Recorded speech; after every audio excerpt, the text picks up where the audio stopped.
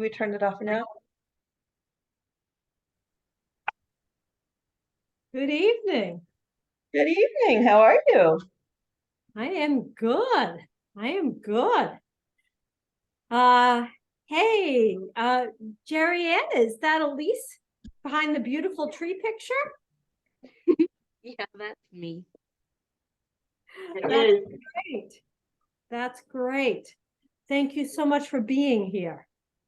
And thank you so much for participating, because this is my Meatless Monday thing, and I'm looking. I've been running back and forth trying to get. We're gonna live with nobody being able to see the top of my head today, because I'm running this at the same time that Rich is having a work conversation, and I'm like, oh, I can't drag him away from that in order to make sure my head is in the picture. So You're off to a good start. yep. Oh. Definitely.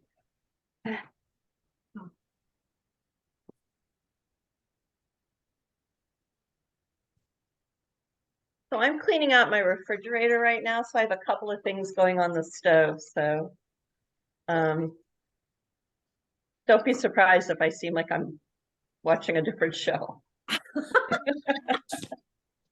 Fair enough. Fair enough. I'm actually going to walk over. I'm going to take the Beyond Burgers out of the refrigerator because I have never made them before. So Elise is going to talk me through her usual cooking practices. I'm going to talk a little bit about them, how she discovered them. We're going to talk a little bit about creation care today and about eco-theology. Okay. Oh.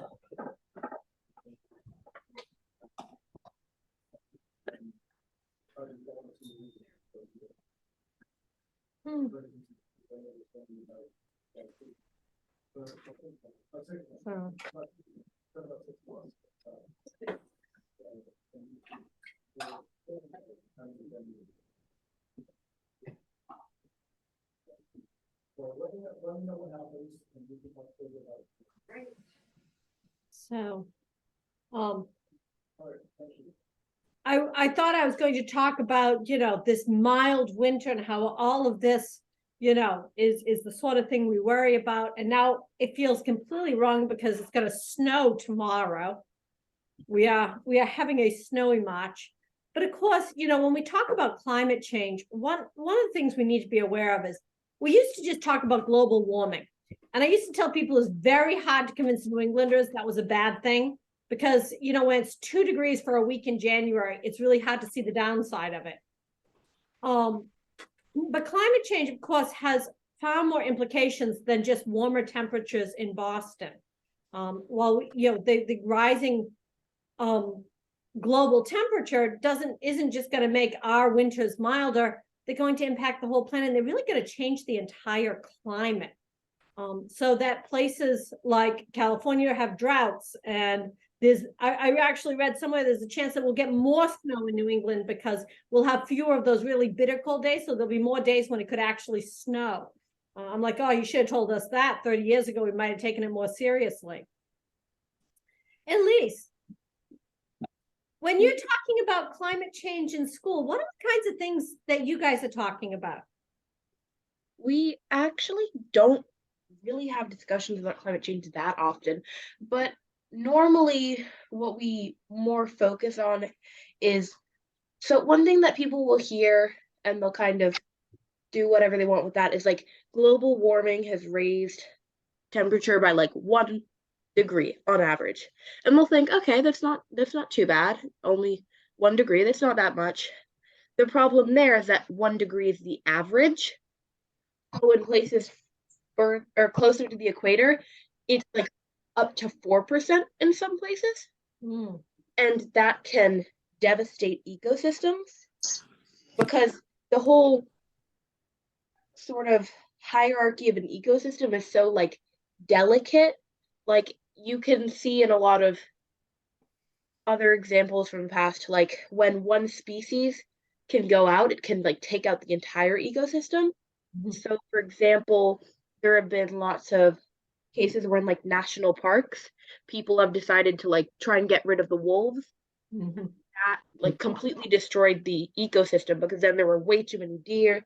The deer ate all the grass. There couldn't be any more deer, and the ecosystem was like entirely ruined and devastated. Mm. And there are a lot of things like that where, due to the climate and due to the increase of temperature, it can totally wipe out and totally change entire ecosystems. I was reading this week, in fact, that warming oceans seem to be related to a disease in starfish out in the Pacific coast, and that vast numbers of starfish are just they basically melt like jelly. They're just dying, which is bad enough because who wants to lose starfish? But starfish prey primarily on sea urchins, which eat kelp. So one of the results of this warming ocean water is there aren't as many starfish to eat the sea urchins. The sea urchins are chowing down on the kelp forests of the Pacific Ocean. And kelp forests are one of the major stores of carbon on the planet. So it's accelerating the process. But that's a great example, Elise, of what you were talking about, how one, seemingly minor change, 6 starfish, have just this impact that affects all of us. When we look at the Bible, we don't see a lot of what my friends call eco-theology. When I was in seminary, we would talk a lot about eco-theology, and I was always a little frustrated because it's always a little bit tangential. Because nowhere does God says, and don't let the climate warm. There's this feeling, partly because the ancient peoples who are writing about this were not as able to control their environment as modern human beings are. They didn't have as big an impact on the land because there were far fewer of them. So instead in the Bible we get lots of descriptions about God being the only one who can control the water and the waves, the only one who can have an impact on these very large systems, because that was their experience. But we do find in the Bible a constant reminder that the creation reflects God's majesty, that creation is how we come to know God. So I wanted to start today with Psalm 8, which is one of many passages that kind of have this sense of the beauty of the earth being connected to the glory of God. So Psalm 8. O Lord, our sovereign, how majestic is your name in all the earth. You have set your glory above the heavens. Out of the mouths of babes and infants, you have founded a bulwark because of your foes, to silence the enemy and the avenger. When I look at your heavens, the work of your fingers, the moon and the stars that you have established, what are humans that you are mindful of them, mortals that you care for them? Yet you have made them a little lower than God and crowned them with glory and honor. You have given them dominion over the works of your hands. You have put all things under their feet, all sheep and oxen, and also the beasts of the field, the birds of the air, and the fish of the sea, whatever passes along the paths of the seas. O Lord, our sovereign, how majestic is your name in all the earth. A lot of times when we hear stories like that, we think about it in terms of, that means the earth is ours to use however we want to benefit us. But you can feel in that psalm the balance between we have been given responsibility, dominion, over a creation that is glorious and wonderful and fabulous. And you can almost, and I think you should be able to hear, the undertone of, so don't screw it up. But again, it's one of those things, it's just a given. There wasn't in the Bible an assumption that we could screw it up. So here we find ourselves in the 21st century, trying to figure out, so what does that mean for us? What is our responsibility as Christians? So 2 weeks ago, I was talking about one of the reasons I go vegetarian during Lent entirely is as a reminder of our responsibility to that wider world and the wider creation, because plant-based foods have less impact on the climate than meat and more intensive kinds of calories. That's one of the things that I learned from Elise along the way. And in a minute, Elise, I'm going to ask you to share that the information you were telling me about cattle a couple of months ago. But first, I want to say, so it turns out though that if you go vegetarian, inevitably someone during Lent is going to say, you know what I really miss is a cheeseburger. You know, it's the quintessential American meal. So tonight we're going to cook burgers that do not rely on cattle for their sauces. I'm going to make a black bean burger, which is something that I use. Most of the recipes have a similar in variation. I'm using one that I pulled off the internet just because it sounds like the ones that I've made before. And then we're also going to try this Beyond Burger, which I have never cooked. But Elise, I think you have, right? Do you want to tell us a little bit about Beyond Burgers? Yeah, I have. So I found out about Beyond Burger because me and my dad and my mom and my brother, we watch documentaries sometimes, and we found this one by a guy named Mark Rober. And once every year, he has a video about some new product or something that could be used in people's daily lives and can have a good impact on a lot of people. And this time it was about Beyond Burger and a couple other kinds of like false meat brands that were better for the environment. And it explained about the carbon footprint of cattle, how much like water and how much resources it takes to grow an entire cow compared to how much it would take to just simply grow like the food to feed a cow. And so something that you can learn from that is why it is so beneficial to try and have like maybe plant-based food more often, because it can really reduce the carbon footprint that it takes to not only ship and store the meat but also to raise an entire cow, to process it, and to have it turned into burger patties or whatever other meat. So since I've never tried them before, I'm going to let when we get to that point, I'm going to invite Elise to give me some pointers and hints on cooking them.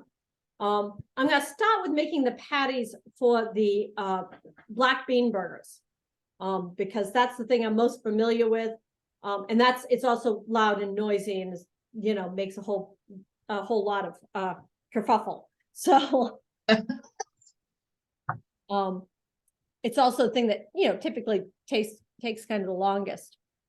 And as we're doing that, I'm going to invite us to really just kind of think a little bit about the different flavors that we like to bring to these things, all these how much texture plays a role in it. When you're cooking, there's kind of two pieces of cooking that are important. One is the flavors. And that's where spices come in, where all these different flavors come in. But the other thing that matters is texture. So one of the things I'll be looking for with the Beyond Burger is, does it really have a texture like ground beef? Because I'll be honest, my husband we're having black bean burgers, really, because he does not love the texture of black bean burgers. So I'm kind of hoping the Beyond Burger will be a plant-based option that where the texture is a little bit more what he's looking for there. We'll see, and we'll see how that goes. But I love black bean burgers. So the recipe calls for a 15-ounce can, which is this size, the regular standard can right there. I know every now and then I will look and it'll be like 14 and a half, or I'll have some weird organic thing that's 13. You can always, the nice thing about all these recipes, you can be a little creative with it. And so I just take my black beans, I rinse them, I gave them a few minutes to drain so they'd be dry. And I'm just putting them in a big bowl because there's lots of room. I know it says to do it with a fork. I get bored trying to do these things with a fork, and I find it tedious. I am an old-fashioned potato masher kind of gal. I use them for my refried beans. I use it for all those kinds of things. It lets you really squish them down. And it also gives them kind of a coarse mashing that I like the way that texture is when I do things like this. I like that little bit of bigger pieces mixed into it. But you do want to get them pretty mashed, because otherwise you will end up with something that falls apart really readily. The big chunks are a problem. So it's kind of a matter of going, well, okay, how much is this? How much of this do we have? You'll notice if, you kind of get them careful, because you always end up with more mashed in the center. And it's really easy to end up with a lot of stuff on the edges, and just kind of mixing it around and mashing that up. And I'm liking this because I've left them out long enough sitting on my counter over here. I rinsed them about a half hour ago, that they're really dry. So I really have the advantage that I'm not probably going to have to pat them down too much, because I left them in the drainer. They did make a mess of my counter. I now have bean, juice all over the counter, but you could put a paper towel underneath and that wouldn't happen. If I was just smart, I would have done that. So the next thing is it's calling for peeled garlic. And unlike the other recipes I've done where I've been using just the pre-chopped minced garlic, which you could do, but I'm going to do this because we're going to blend all of these veggies together.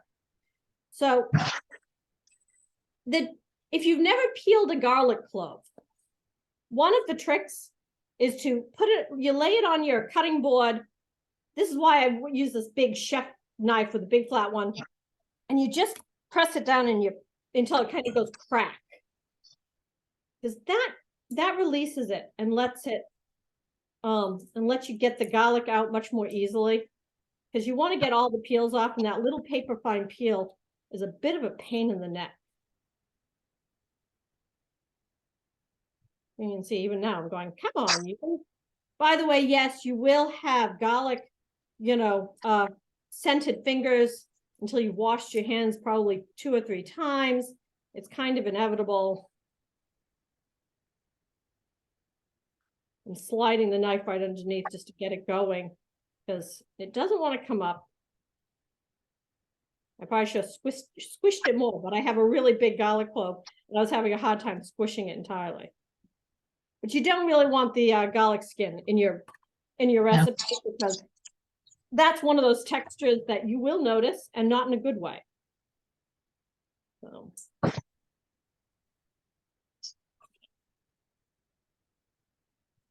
I usually do this with smaller cloves. It makes it way easier. The smaller ones will really crush quite readily.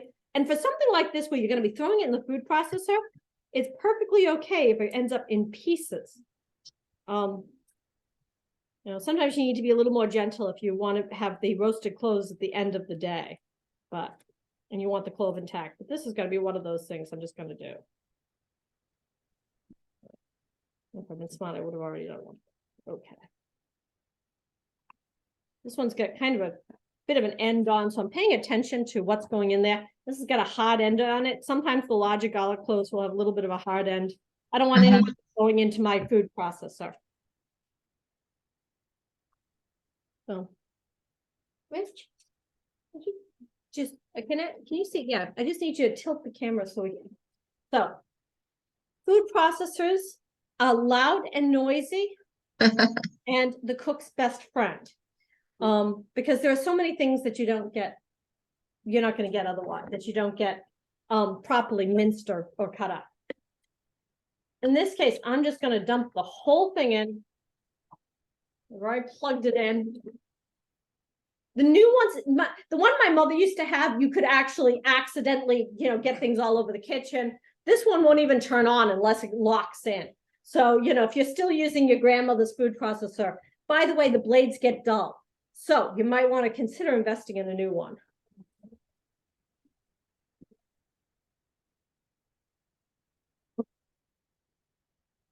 So what else did you put in there? Peppers and mushrooms? Yeah, red pepper and onion, and some garlic. Because I ended up deciding not to do the recipe with the mushrooms, Jean, because I discovered it was behind a paywall at the New York Times. And I wanted everybody to be able to access the recipe. So the reason you pulse it, and when you do it, you'll notice that the big pieces will kind of float on top. When you pulse it, it lets all those pieces kind of sift down. You also don't want to do it until it's, completely shapeless and formless. So this is, let's see kind of where it's at. It's all stuck on the ends. They're little tiny pieces, but they're not, it has not yet turned into pulp. I had a spatula. And that was going into a. So one of the challenges when you use all these kinds of veggies is they do bring a lot of moisture in. And that's, great if you're hydrating, less good if you're trying to create something that will really hang together. So one of the things I like about this recipe is it's really careful with that moisture. So what I've done is I'm putting it just over the wire sieve. Why do I have a wire sieve? Because my daughter bought them. Because she uses them to strain seeds out when she does jam. Oh, wow. Did she go back to school? Yep, she went back on Thursday. So she's last semester. Can you believe it? I still remember when you were talking about even where she was thinking about going to school. Yeah. So Elise, by the way, we do this all the time. When adults get together, we sit here and, are astounded by how much the kids in our lives have grown. So, Yeah. Not just you. Right. Yeah, you can turn it back now. Yep. Okay. And you can see that's taken a good bit of liquid out of them. And now I have something that's much more solid and kind of looks like it might melt together with a patty. Let me show you the egg. Okay, and now, would you grab me an egg? So so I will say these are not vegan. I do make a lot of vegan dishes. I do not attempt to do anything that needs to hold together that's vegan, because one of the things, if you're vegan, you avoid eggs. And for me, there are other binders you can use, but egg is was one of the most reliable. Elise, do you know many people who go fully vegan, or do most folks that just do a little bit of vegetarian dishes here and there? A lot of my friends, I do have a couple friends that are vegetarian, because so obviously they're big on they really don't like animal cruelty and things like that, which is one of the main reasons they're vegetarian. And they would be vegan, however, some of them, they do have pet chickens and things like that. Obviously the eggs, they know that the chicken wasn't harmed in the process of the eggs, the creation of the chicken eggs. So it's it's better you might as well eat them to not be wasteful. And, eggs taste good. So why not? Well, and if you have friends who have chickens, a lot of times, they'll sell them. I find that a lot of times in Mansfield, I can get eggs from local folks whose chickens have hit their peak egg production and are now producing 24 eggs a week. And they're like, yeah, too many eggs even for us. So you can also a lot of times get locally sourced eggs at farmers markets. A lot of local farmers will keep chickens. Chickens help keep bugs down. They help deal with weeds. So farmers keep chickens. They help fertilize the crops. And then they also get eggs. And if you're going to use eggs, using local eggs, first off, you don't have to worry about, as Elise says, you don't have to worry about the cruelty. You don't have to worry about how the chicken was treated, because, most local farmers are letting their, keeping chickens in very controlled, in open coops, or I have friends who, let them out to roam the whole yard at times. So they're also, and also they don't travel as far. So it's, again, that carbon footprint is lower, because if your egg only has to come 4 blocks or across town, that's a lot better than, I have a cage-free egg in there that came from Wisconsin. I went, probably better than non-cage free, but still, the eggs from up the road are going to be a better carbon footprint than the egg that that I'm getting brought in from Wisconsin. So lots of good reasons to do that. When you add egg, they usually strongly recommend you beat it first. And you can use a whisk. I do not. This is one of those things I do use the fork for. Because you just use the circular motion and it's so much faster to get the egg. So, and I'm going to do up, and I want, if you're cooking with black beans, chili powder and cumin is almost a given. Right, those are the spices that you eat in anything that's Tex-Mex, and black beans are classic Southwestern sauces. Really, and I should. So it's one of those things I always have right here.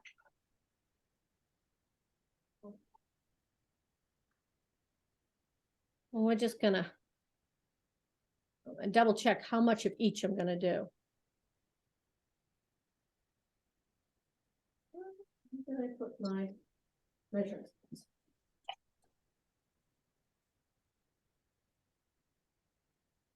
So while I'm kind of measuring this and mixing this up, I can invite when have you experienced the glory and majesty of God out in nature?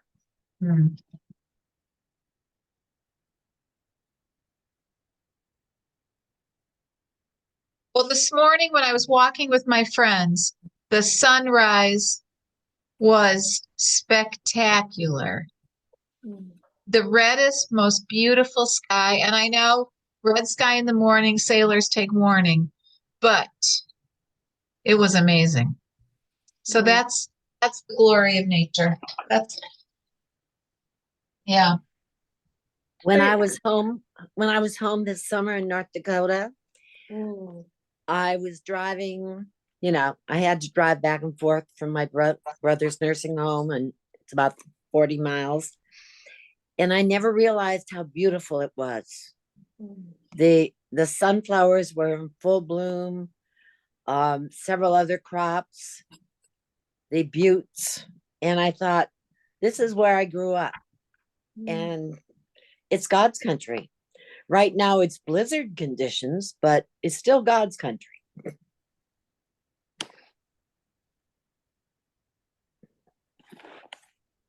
It I also was going to reminds- say, oh, I'm sorry, Elise, Oh, go ahead. Sorry. This morning when I stepped outside to go to the bus stop, also the sunrise was so beautiful because it was like purple and there were like hints of like pink in the sky, and it was gorgeous. I was going to say in relation to the sunrise as well, the whole thing about how like red in the morning, there are these warnings. Sometimes I'm completely in awe of the fact that you can go outside and smell snow is coming, or the sky tells you the weather that's coming, or the birds respond. And there's something really amazing and awesome in that. So I think that's for me, it's a True. reminder, it's a bigger picture. True.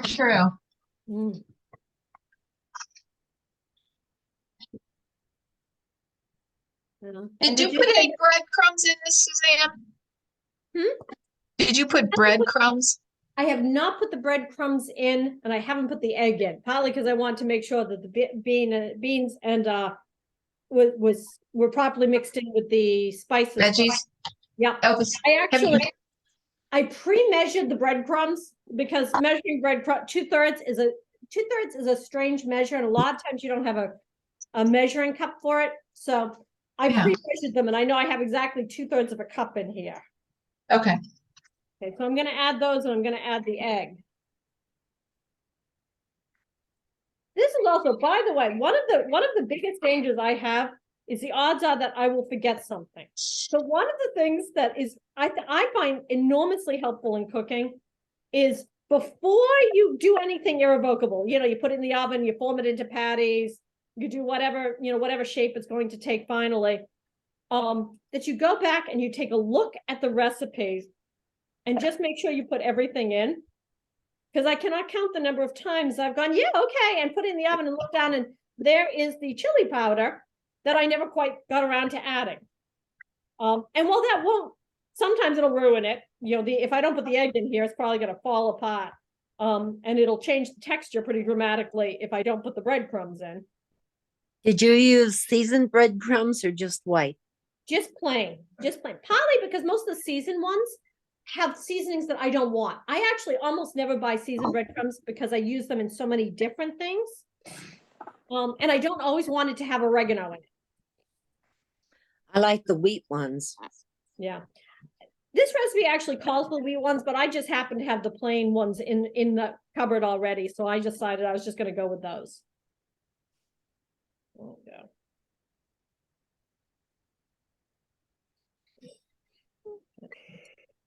So I think that's going to be, and see, it's got a texture just like a hamburger if I was going to make it.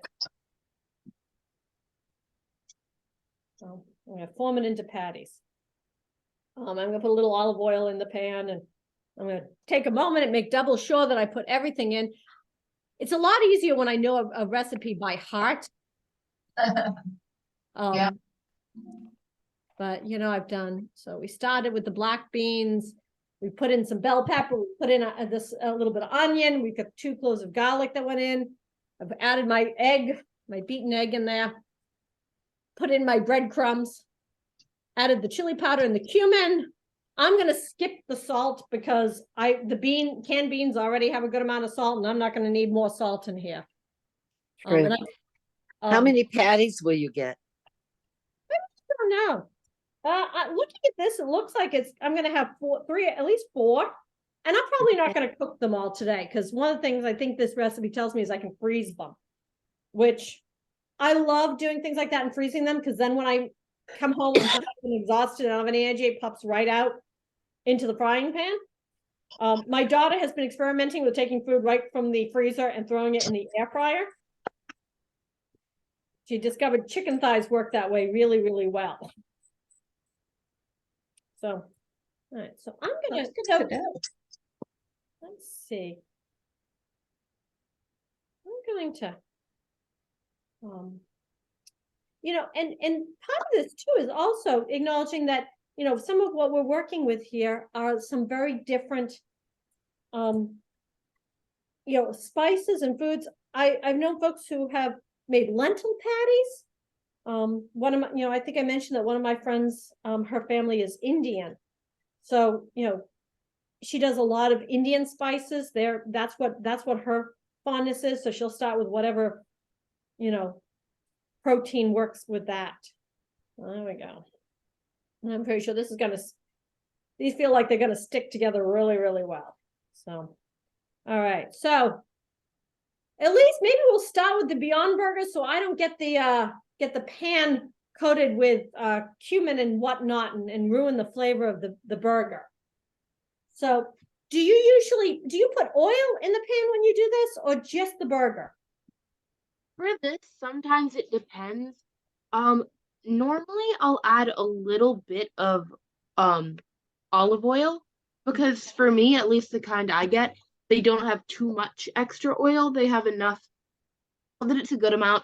But if you'd prefer to have more, then adding olive oil is definitely a good idea. And it does work out pretty well, yeah. Yeah.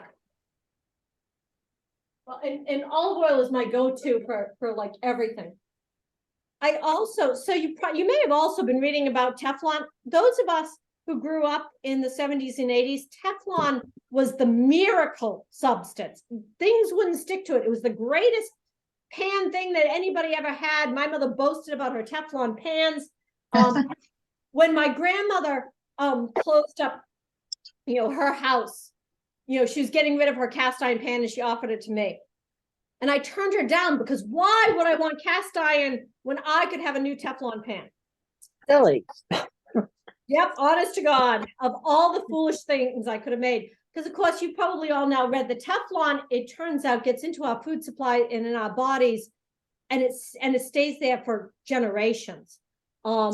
we don't know what the impact of all that Teflon that we've been using is going to have on our ecosystems or on our health or on our bodies. Another one of those unexpected consequences of modern life. Not everything is like that, but I've gone back to good old-fashioned cast iron. I had to buy a new one because my grandmother's cast iron pan went to my friend Jackie, who recognized the value of such a thing, and she refused to give it to me, because a well-seasoned cast iron pan is a truly glorious thing. So she bought me a new one. She said, "You can't have your grandmother's, but I will buy you a new one." So I've been working on this pan about 5 years now, and it's pretty good. It's pretty nonstick. So I'm going to let that heat up for a moment while I pull my Beyond Burgers out. And I'm going to heat my oven too, just a little bit, so I can keep it warm while I cook the black bean burgers afterwards. Because the one thing I'm certain of is that nothing will be better cold. So Elise, I remember you telling me that that your meat-eating brother likes these as well. Is that true? Yeah, he has. We've made them a couple times, and what we wanted to do is we wanted to test if somebody who wasn't aware whether it was an actual burger or plant-based would be able to tell. So I had made before, we had leftovers from one time that we had made actual burgers, and so I made half. So we had like exactly half. So I made burgers from Beyond Burger, and then I just cut one in half and I give both to him. And I told him one of them was plant-based and the other one was real meat. And I asked him if he could figure out which one was which, and he could tell the difference, but he did like the plant-based ones better.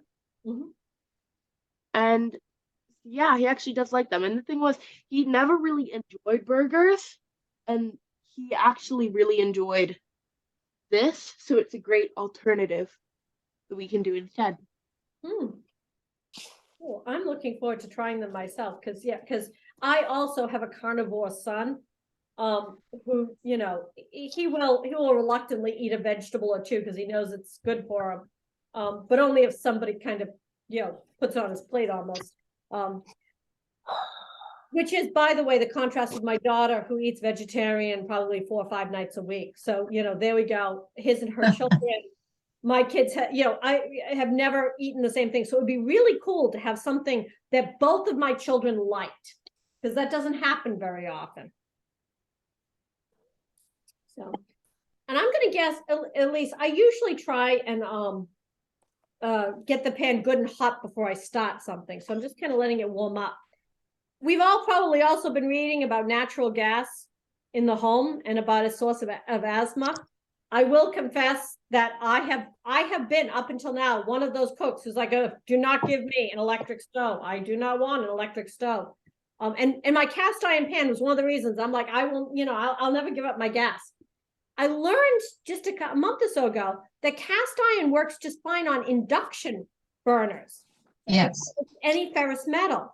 So I'm thinking, when the time comes when I replace my stovetop here, I'm going to go with an induction range, because they are much more energy efficient, and they don't off gas things. They don't contribute to indoor air pollution, and they have a lower carbon footprint. Have any of you ever used an induction stove?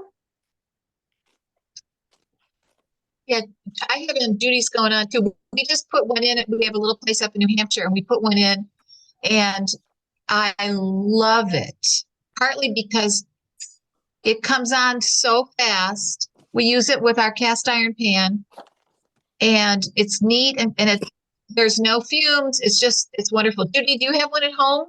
I do. And Yeah. what I like about it is I think it's as responsive as a gas stove. Oh, yeah. So, but I've always had a hard time controlling the heat on a gas stove. So when I want it to go hot, I can make it go hot, but when I need it somewhere in the middle, I feel like I have a little more control with the induction, which makes cooking much easier.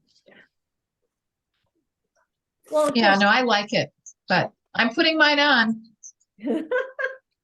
Well, and that is what, that's why, I had electric in my 2 apartments because for a whole lot of reasons, I totally get why apartment complexes do electric. But I was always frustrated by how long it takes to turn them down, because as soon as you turn off the heat source, it cools very, very quickly. With electric, the burner has to cool down and it takes longer. And I always seem to turn it up too high to begin with and then burn things while I desperately try and cool it off. Well, I go, not so hot, not so hot. So I'm really intrigued by induction because it seems to not have, it seems to have the advantage of gas and being able to kind of stop the source of the heat immediately without, all of the negatives of gas. Yeah. They're good. So I've got the Beyond Burgers in the pan, and I gotta say, they look, as they're cooking, they look just exactly like ground beef. They're kind of sizzling away, and they're getting a little bit, drippy. There's some moisture coming out, some fats coming out of them, which, is something we're always looking for. At least, how do you just cook them until they're brown, or do they need to come to a particular temperature? I think for this, it's supposed to be an internal temperature of like 165 degrees. But what I normally do is I do 4 minutes on each side. Okay. And I think that's a good like texture. It's like evenly cooked, pretty well done, I think. And it tastes great. Well, I made a note of what time I put them on because my daughter does that with steak. She's taught me to time the steak, and she's right. 4 minutes on the sides, but I usually do that too. So, I know that these have about 1 more minute. I will say, living with my techie husband means I have a house that talks back. So I have this clock in the kitchen that I can tell it to set a timer for so long, and then it'll count down.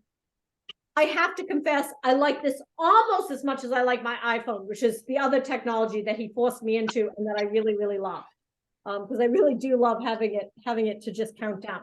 Now, mind you, because I have, my little devices in every single room in the house, I do have to tell it what room to set a timer in. Oh my gosh. Otherwise it sets a timer, I don't know, in the bedroom or something, and all of a sudden it's next thing I know, the whole house is binging at me. It's like, yeah, definitely. It's one of those things. Oh.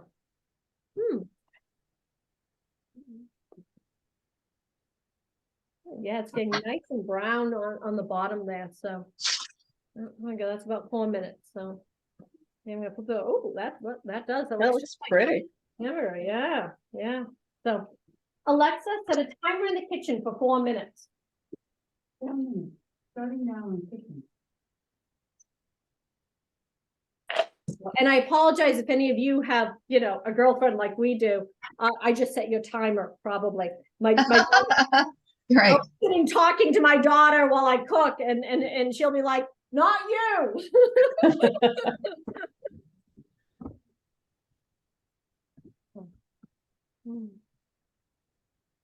So one of the things that we get in the Bible is we get a number of references, as we did in the Psalm and we do in Genesis, with humankind having dominion over creation, over the birds and the animals. And I'm wondering, when you hear that word, that humankind has dominion over the earth, what do you think about? How does that sound to you? Well, I just heard Jane Goodall interviewed about her new book. And she talks about dominion at least as responsibility. Yeah, And I just gave that book to my mom to read. And I think the book has the word hope in it. I can't remember the name of it, but I just heard her interviewed, and she essentially said, we have responsibility for all the creatures. And clearly she's, done so many wonderful things for the world, but I guess I think of it as a positive. Like we have a responsibility. As I have a golden retriever at my feet here, it's easy to have dominion over her, but, it's a responsibility, but we should, take it proudly. What do you think? Well, I like that idea, that it's kind of there's a dependence there too. Your golden retriever counts on you to produce dinner and to keep her healthy and to take her Yeah. for walks. That you may, yes, you give her commands and, she sits when you tell her to sit, or, or when she feels like listening to you, tell her to sit. True. If your dog's probably better trained than mine. No, I don't know. But I do think so, having dominion, I think we yes, there's power there, there's authority there, but I like that notion that there's also a dependence on us, and so we have a responsibility too. Yes. And When you hear someone like Jane Goodall speak, she's so soft spoken, but so wonderfully worldly and wise. It's almost a maternal thing.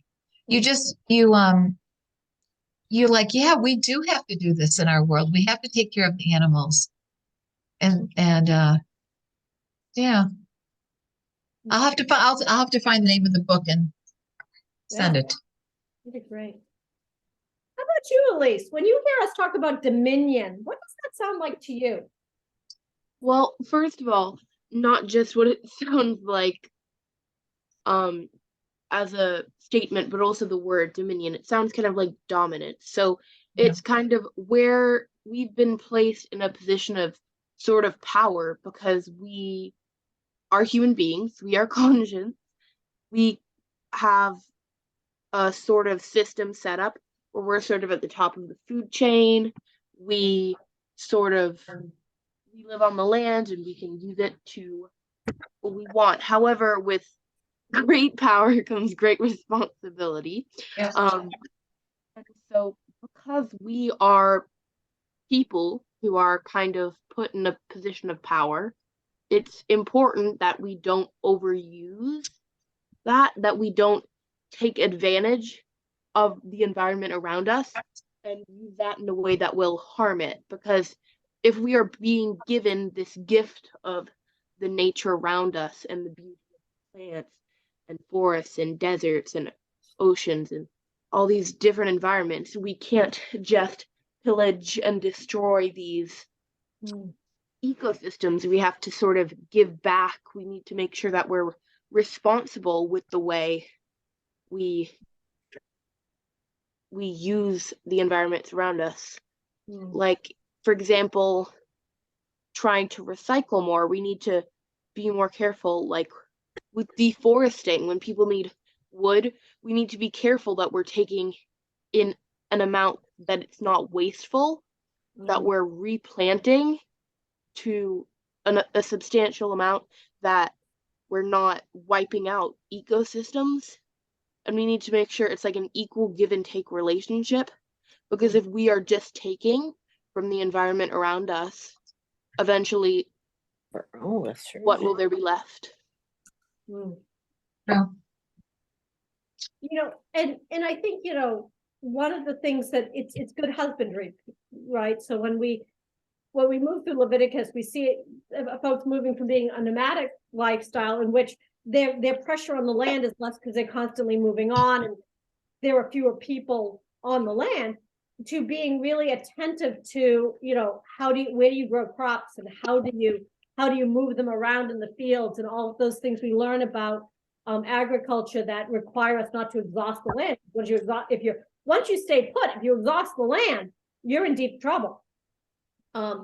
So, I do think we see that also in the Bible. It's kind of that growing awareness, as you say, Elise, that, if we use it, we need to replenish it, replant it. I was driving through Franconia Notch over the summer, and there was, one of the things they talked about is when the European colonists arrived, they were, New Hampshire was like a gold mine because there were all of these huge, tall pine trees that could become ship masts. And you don't run into them very often. They were everywhere. Now they're not, because we cut them all down and use them for siding and houses and ships' masts. And so we're only just learning to replenish that. And it will be generations before we're able to do that. So, it's a generational task. I'm going to let you know, these all They really do look like hamburgers. Are those the ones that Elise recommended? What are they called again? Called Beyond Burgers. Oh yeah, Beyond Burgers. Okay. We're having a burger off. So, It's- okay. One So- other option for plant-based patties or burgers, you can also try Impossible Beef, I think is what it's called. Or Impossible Burger. Yep. And they also have similar products. I think I like Beyond Burger a little bit more, but that's also another option. And sometimes when I'm in restaurants, they'll offer those. I haven't ordered one yet, but I probably will before too long because it's my vegetarian Lent. That's the other reason that I do this, is that when I eat out, I'm more likely to order something that I wouldn't usually order. And so I get to try things that I might not to, like an Impossible Burger or a vegetarian burger, that most of the time I'd be like, nah, I'm gonna go with my good old standby. But the fact that I'm trying to eat meatless during Lent means I'll go out on Sunday and I'll be like, okay, well, so what are their vegetarian offerings here? And so I'll pay more attention to it. I will confess, I added cheese because we are not people who eat burgers without cheese. I understand that some people do that. It doesn't happen around here.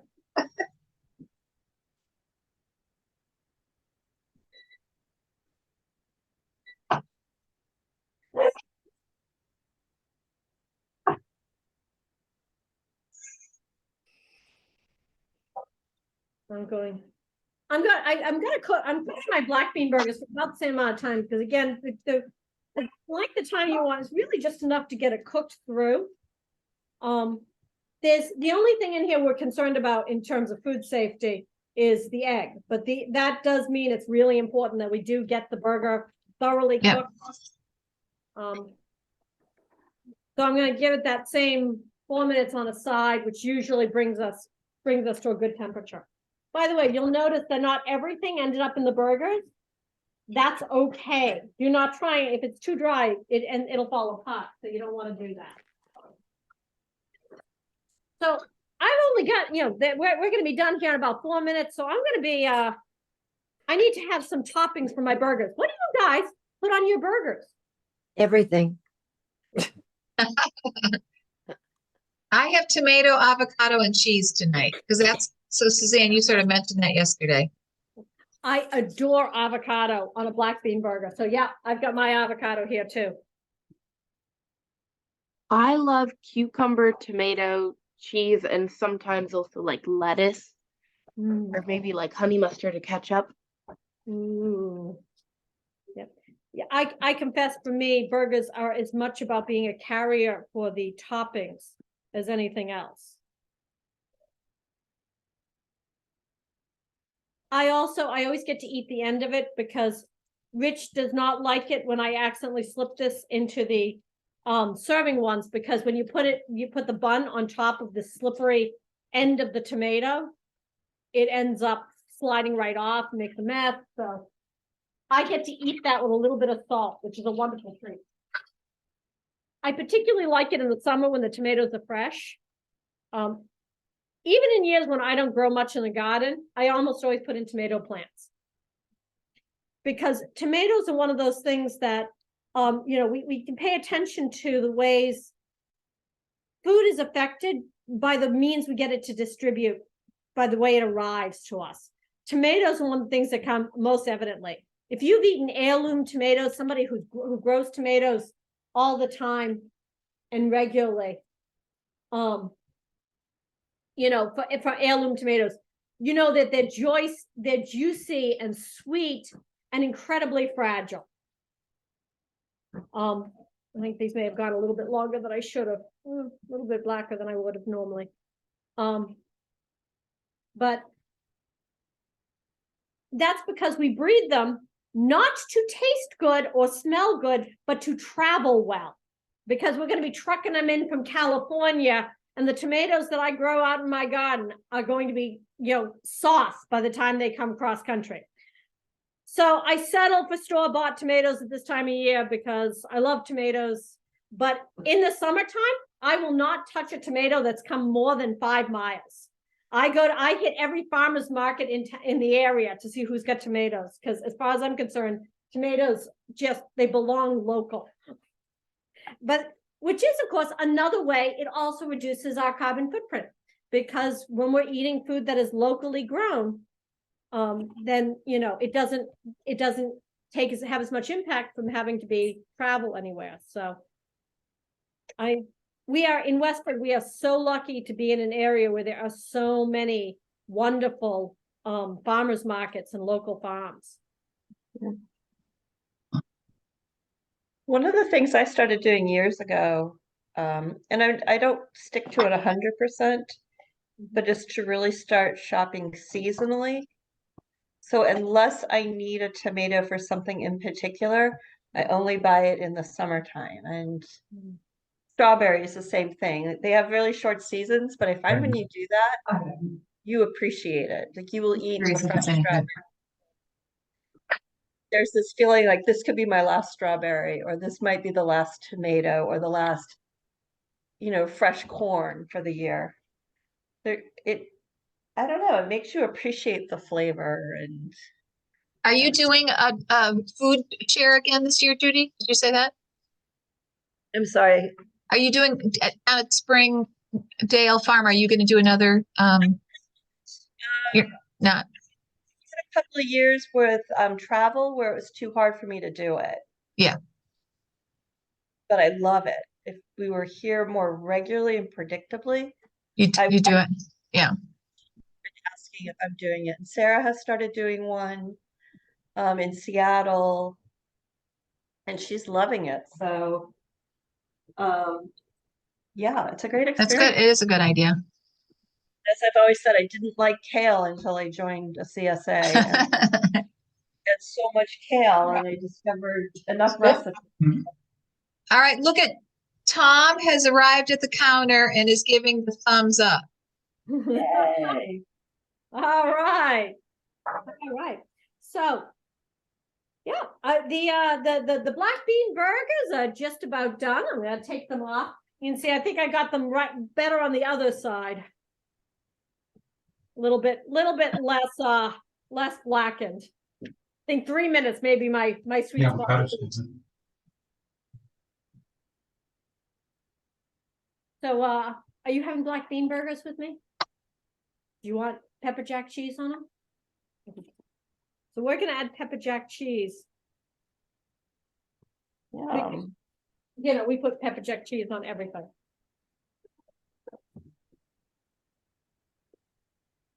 Oh, the glory and beauty of God preserved through dinner. And it's a great way to be mindful and be aware during Lent and offering those memories of the Psalms. So many of the Psalms tap into that. It's a wonderful way to pray. So let us say grace.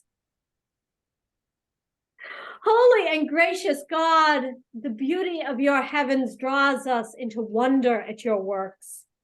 Thank you for giving us the responsibility over creation, for teaching us to treasure it and to treat it well. Gracious God, make us good stewards of this land as we enjoy its fruits and its bounty, and teach us always to live in harmony with it. As we eat this food, bless this food to our use and inspire us to greater efforts to care for our world. Amen. Amen. Thank you. Well, Thank you. Elise, thanks for all your good advice. You're welcome. Thanks, All right, good- Elise. It was fun doing something with you. Yeah. However, All right, invisible. Good night, Thank Mary you Kay. all. Good night. Suzanne, Good thank night. you. Good Good night. night, everyone. Good night, all. Enjoy.